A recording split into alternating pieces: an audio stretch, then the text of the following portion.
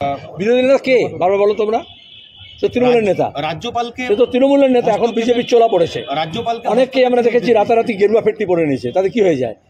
এই পশ্চিমবঙ্গে শুধু মুর্শিদাবাদে 18 নির্বাচনে সবচেয়ে বেশি লুটপাট চুরি জোচ্চুরি কে করেছিল? সে তখন কার নেতা ছিল, এখন কার নেতা?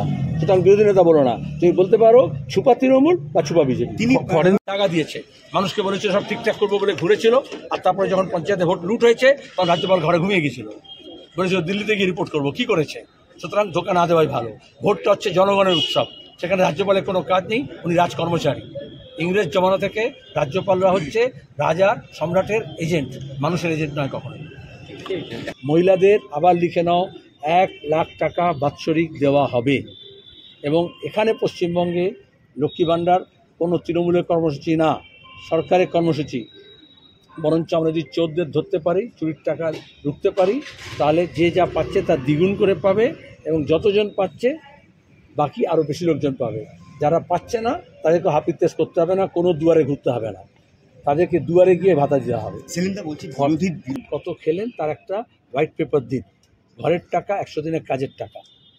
যেখানে যাচ্ছি আমরা এলাকায় যখন যাচ্ছি বলছি একটা ইনস্টলমেন্টের টাকা পেয়েছিলাম, তারপর পাইনি, কারণ প্রথম ইনস্টলমেন্টের টাকা ইনস্টলমেন্টে ঘুষ নিয়েছিল তৃণমূলের নেতারা, পরে ইনস্টলমেন্ট দিচ্ছে না, এখন আবার টাকা চাইছে। 100 দিনের কাজের টাকা নিয়ে তিনি যে নাটক করেছেন, এবং তারপরে সবচেয়ে বেশি বদমাইশি করেছেন, বিডিও, এসডিও, ডিএম, পুলিশ সবাইকে ব্যবহার করে নিয়ে তিনি তৃণমূলের মধ্যে টাকা বিলিয়েছেন। টাকা পাবে কী করে লোকে? কারণ একজনের টাকার ভাগ তো কয়েক দফায় দিতে হচ্ছে, সবচেয়ে বেশিরভাগ তো কালীঘাটে জমা পড়েছে, পিসি ভাইপোর বাড়িতে জমা পড়েছে এই বেশিরভাগ টাকা।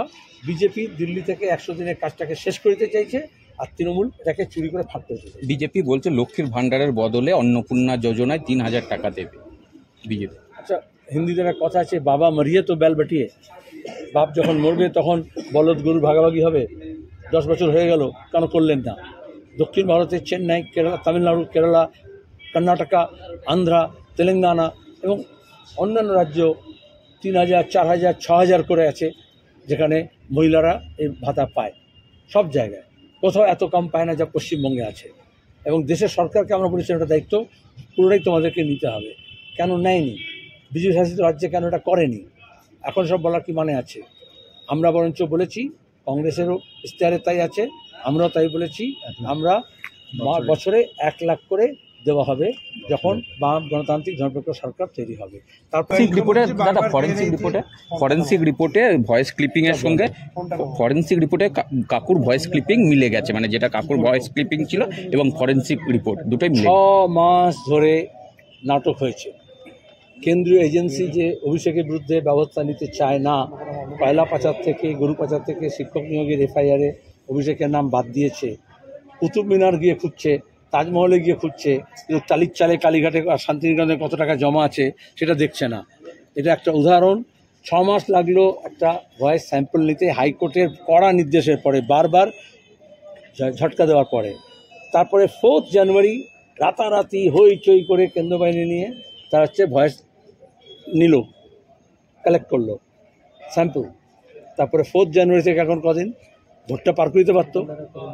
4 মাস লাগে একটা সেন্ট্রাল ফরেন্সিক ল্যাবরেটরি থেকে একটা রিপোর্ট আনতে। তার মানে ওর নমিনেশন দেওয়া পর্যন্ত, ভোট পর্যন্ত সেন্ট্রাল এজেন্সি চাইছিল না যে অভিষেককে ঘাটানো হয়। এটা তো কাকুর গলা মেলা নয়।